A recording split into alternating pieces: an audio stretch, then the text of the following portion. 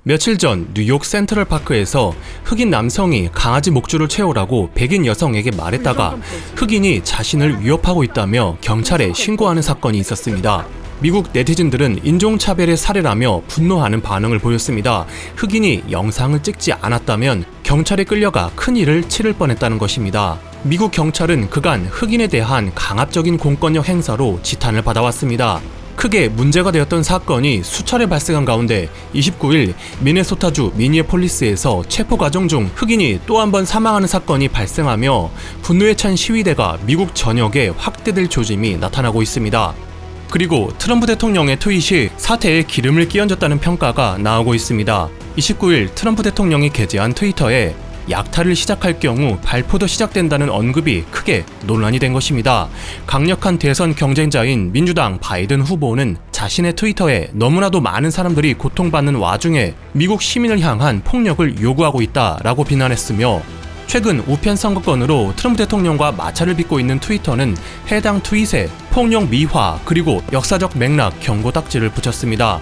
미 언론 비즈니스 인사이더에 따르면 트럼프 대통령의 발언이 1967년 공화당 전당대회를 앞두고 흑인을 표적으로 삼아 222명을 체포한 플로리다 마이애미 경찰국장 월터 헤들리의 발언과 같다는 것이 지적되고 있습니다.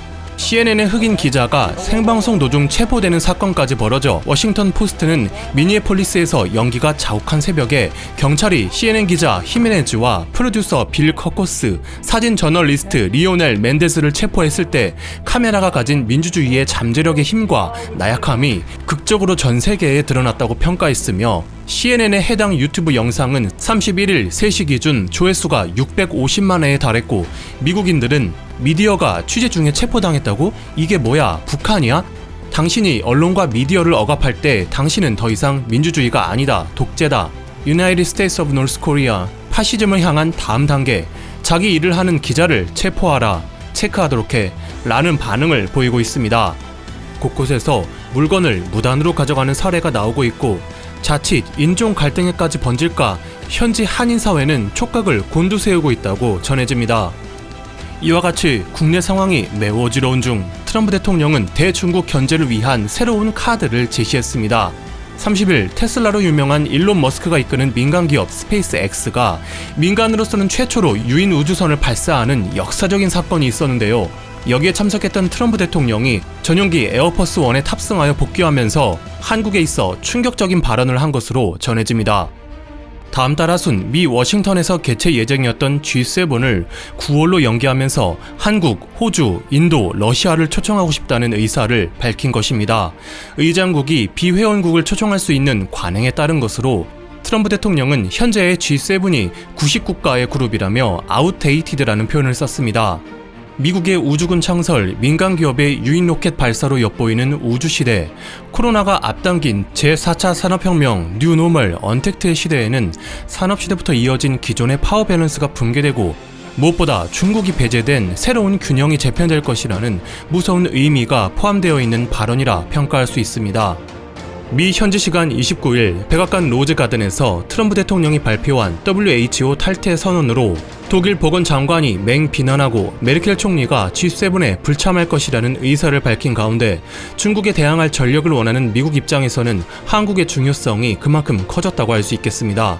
성공적인 방역으로 국제적 입지가 상승한 것은 물론 미국과 혈맹을 맺은 67년간 협조적인 나라였고 현재 5G 기술에 두각을 나타내는 자국 기업이 없는 상황에 5G 파이를 차지하고 있는 주요 기업 중 중국과 EU에 속한 곳을 제외하면 동맹국인 한국의 삼성이 유일하기 때문입니다. 한국으로서도 주류 사회에 발을 들이기 위한 흔치 않은 기회라고 평가할 수 있을 것입니다. 반드시 참석해야 함에도 다만 우리 정부의 고뇌는 깊어질 것으로 보입니다.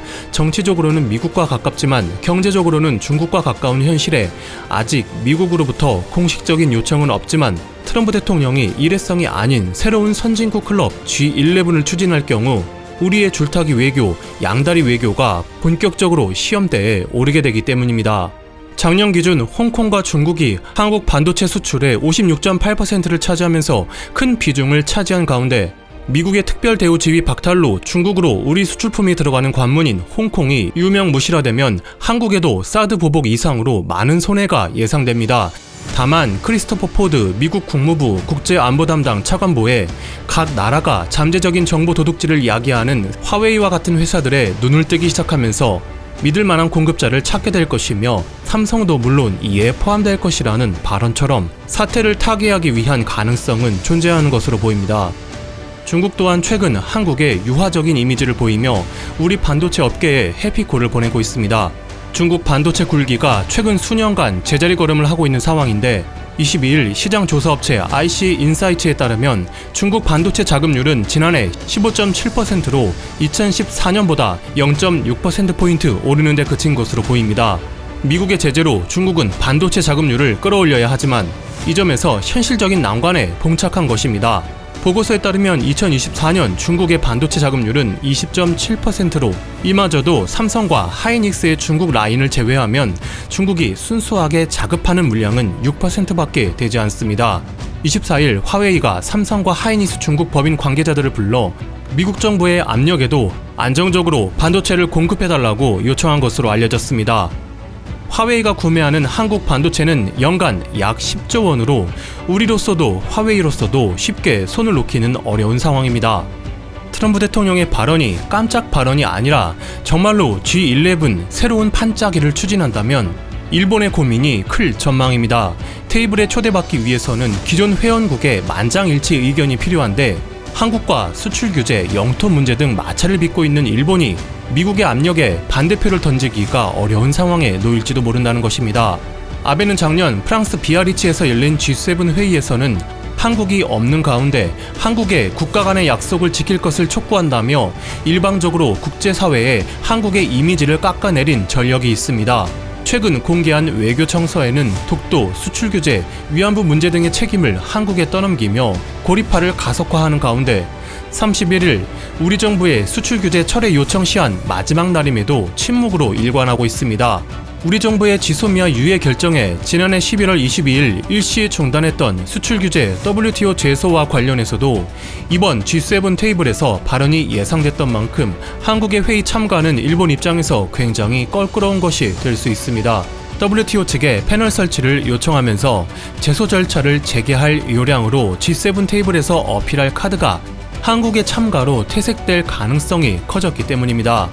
우리 국민의 지속적인 불매운동으로 28일 닛산 인피니티 자동차가 한국 시장 진출 15년 만에 철수할 것이라는 계획이 발표됐습니다.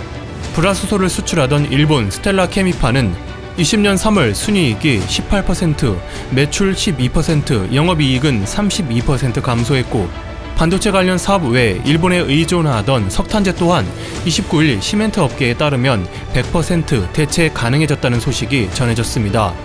이번 G7 참가권이 한국 미래에 큰 의미를 가질 것으로 평가됩니다. 그 어느 때보다도 신중한 외교의 필요성이 강조되고 있습니다. 감사합니다. 와트맨이었습니다.